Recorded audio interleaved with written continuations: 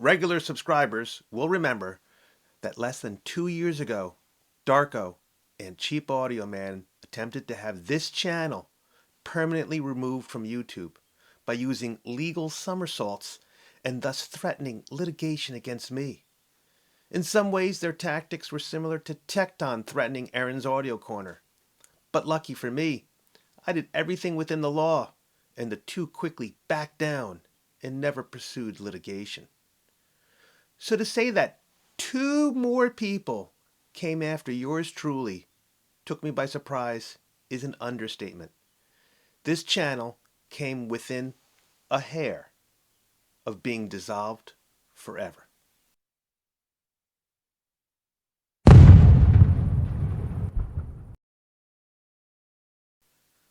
Just after I dropped the Noble Focus Apollo review, I got a message from my parents. Now, remember, my mom doesn't have the best memory, and my dad can't hear anything except dinner is served. They told me that when I was passed out earlier in the day, I got an invitation to a wine tasting event, and because I was to be an honored guest, transportation would be provided both ways. So what I actually heard is I get free wine and I don't have to worry about talking my way out of another DUI. The day of the event comes and a beautiful black Cadillac SUV pulls up, and I get into the back where I'm whisked away to this gorgeous place.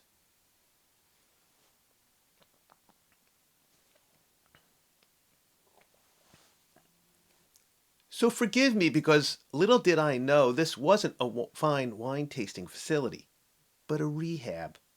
That's right. This is the Cirque Lodge, and there isn't any wine on the premises. With only a few hours, I started getting the shakes and I started sweating. I told the doctors and nurses, and I use those titles loosely because they aren't the type of doctors and nurses who believe in science. Because when I told them a glass of wine would cure my shakes and sweats, they refused me to provide any of this miracle cure to me. Why wouldn't they give me my wine? I suspect because wine was invented about 6,000 years ago and Big Pharma isn't making a penny on it. We live in a false age where if you can't make money on something, it isn't the solution. So instead of giving me a $6 bottle of Yellowtail, I spend 2 weeks in this facility talking to people who simply look at me as if I've gone insane when I tell them that without wine, my ability to hear the difference between two DACs is seriously degraded. After a week, I'm feeling quite different. Sober, I guess it is. And I figured out that these people do not believe in audio Scientology. They aren't even audiophiles. They simply don't get audio the way we do. I needed to tell them what they wanted to hear so I could get out of that place. So I decided to lie and tell them that I felt wonderful and my whole life was different. I could see the error of my ways.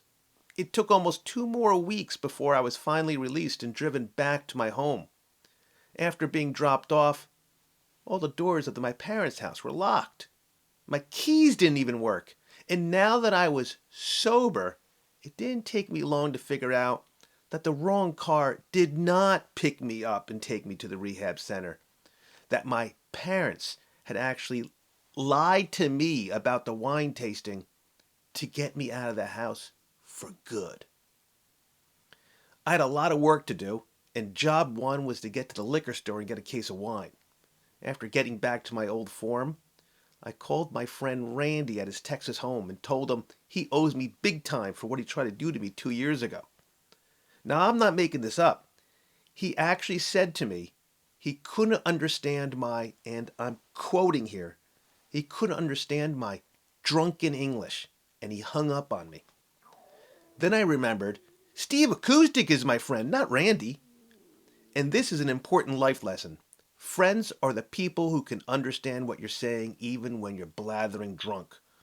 Steve picked me up and we concocted a plan that was so simple, it was brilliant.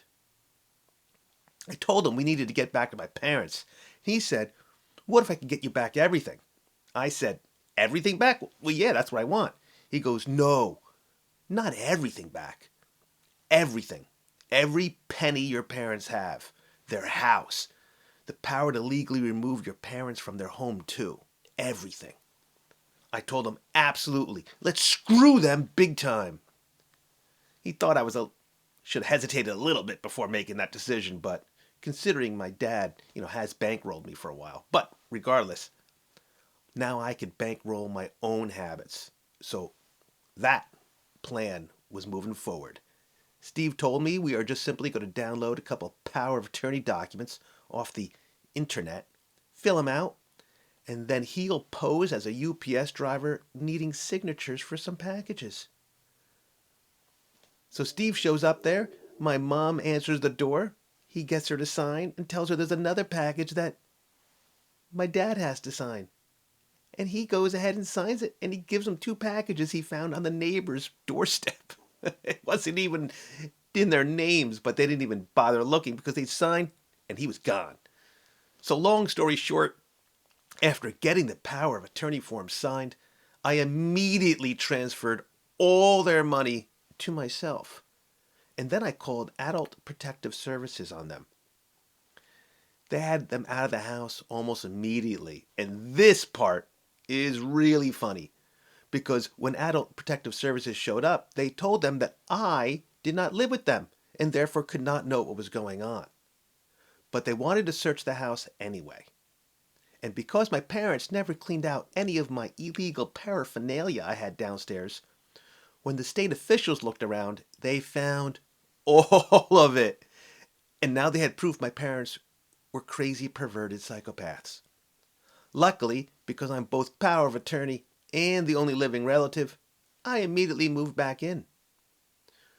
So except for needing to repurchase my illegal perverted paraphernalia that the state officials took, I'm back and will soon be reviewing more audio products. And this is a warning for anyone else thinking of taking me on. You better do it right, or you'll be living in a filthy, despicable place, probably right next to my parents. Have a great day, and I'll see you soon with a review.